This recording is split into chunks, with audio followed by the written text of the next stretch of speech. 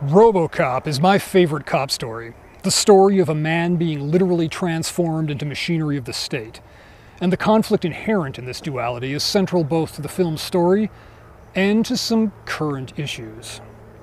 The film opens with a series of news reports and spoof ads that introduced American audiences to Verhoeven's style that would become iconic in Starship Troopers a decade later.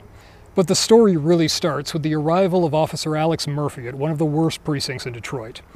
The department has been transferring a lot of officers since it was taken over by Omni Consumer Products, this story's iteration of the dystopian megacorporation with a hand in everything. See, OCP has a plan to build Delta City, a little slice of an optimistic future made manifest today, a future they own. But they plan to build it on the site of old Detroit, requiring the complete relocation of the locals and leveling of the old city to make way for this ultimate act of gentrification. There's a lot of opposition to this, not least from organized criminal syndicates that feed on the city. Officer Murphy dies in a confrontation with one of these gangs, and the stage is set for Murphy to become Robocop, incidentally the property of Omni Consumer Products. Part of Murphy's repurposing includes the implantation of 3 core directives governing all his behavior: serve the public trust, protect the innocent, uphold the law, plus a 4th secret directive. He's sent out onto the streets where he proceeds to bump off some thugs and a corrupt politician on his first night.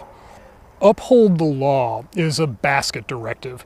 Those 3 words theoretically bind him to a vast body of established law, some of it well-crafted, some of it nonsensical, and some of it just bad. But no one wants to watch a movie about a robot constantly stopping to write parking tickets and cite business owners for obscure code violations, so the filmmakers, much like law enforcement, had to exercise some discretion. Because on the screen and on the street, trying to uphold the law in its entirety all the time is impossible in a society with a vast overabundance of unclear and often arbitrary rules. Robocop 2 plays with this more by having a focus group add hundreds of new directives. He could speak out on environmental issues. Don't see any reason why not. The bloat makes him unable to function because he's so mired in useless bullshit. But in this first film, uphold the law is used as shorthand for doing the things we want cops to do, like stop violent criminals. Preferably according to established and transparent due process, but if the bad guys are bad enough, we all get a little more permissive about the rules of engagement. Just how it is. And this is Robocop the Machine. But gradually Murphy starts to resurface. There's the encounter with one of his killers during a gas station robbery. It jars his memory, not the machine memory, but the emotional memory of the man, and kicks off a conflict between those 2 halves of him that carries through the rest of the story. He visits his old house and has a bit of a breakdown over the loss of his family, who have moved on believing he's dead. He goes on a vendetta against the people that killed him. He is, strictly speaking, upholding the law when he goes after violent criminals at a drug lab, but he has his own motivations for being there. Motivations that come to a head when he goes to OCP headquarters to arrest Dick Jones, the evil executive played, of course, by Ronnie Cox. Then he crashes into the realization that who he is as an individual is now in direct conflict with who he is as a law enforcement machine. The 4th directive prohibits him from taking any action against senior executives of the company. It prevents him from applying the same standards to his masters as he's been created to enforce on everyone else. The allegory is a little thick here, particularly in my telling of it, but it captures the conflict. How does one compartmentalize the job of dealing with violent crime day after day? Is it possible to protect the innocent and still be able to live among them, or does fighting monsters make you a monster that doesn't quite fit anymore? At what point does upholding the law become mutually exclusive with protecting the innocent and serving the public trust? What we see in this scene of Robocop is an honest police officer bound by corrupt laws, specifically Directive 4. Because laws are just tools, weapons that can be used to protect people or to abuse them. And that's really the core of the disconnect between the police and citizenry today. It's not that people hate the police, or even that there are corrupt cops, but that when a system is corrupt, with laws like civil asset forfeiture, for example, that often encourage police to seize cash and assets on the premise that it could maybe have been related to a crime, maybe. For-profit prisons with minimum occupancy contracts, the growing tendency of American cities to excuse rampant theft and assaults, but harshly prosecuting people for defending themselves. All of this makes people distrust the system. And police officers are a key point of contact with that system. When legislators make bad laws and corrupt or inept prosecutors misapply them, by the time it gets to the police, the weight of the system is stacked against the average citizen. And because the police are the contact point, the ones issuing fines or kicking in doors, they get most of the blame.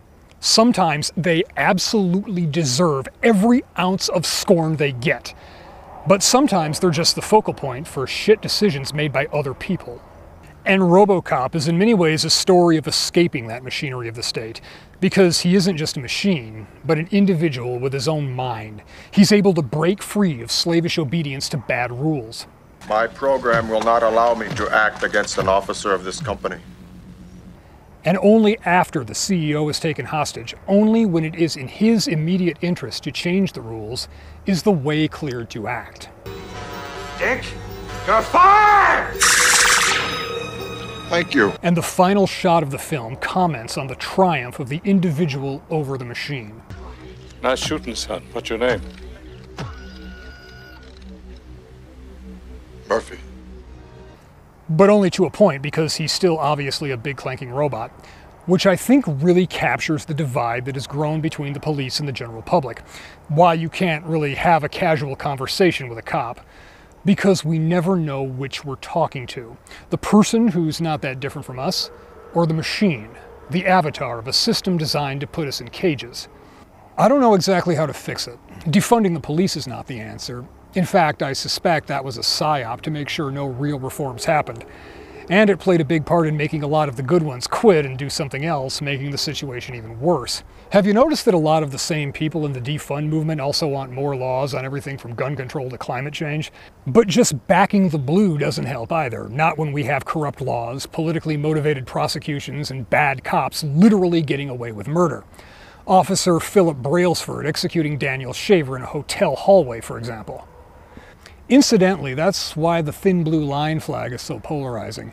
I get how police officers and their families can see it as a symbol of solidarity and mutual support, like a police pride flag. But people outside that group often see it as a sign of cover-ass, of police unions protecting abusive cops. Kind of a gang sign. But if Robocop shows us anything, it's that the man is often better than the machine, because machines don't know when to stop. They don't care about people or communities, and they can't be held accountable because they're just tools. Robocop was built to clamp down on the public, to keep them under control. He was built as a weapon of war, or of occupation. It took the re-emergence of Murphy to see real justice done, which could serve to remind us that when the public and the police see each other as fellow citizens, when they respectfully interact as neighbors, society functions pretty well. There's enough trust. But when the mindset shifts to us versus them on either side, things start to break down, and the reaction is usually to go more Robocop, more machine. And that kind of dehumanizing cuts both ways. As a native Detroiter, it still chaps my ass a little bit that this movie was shot in Texas. Not that I have anything against Texas.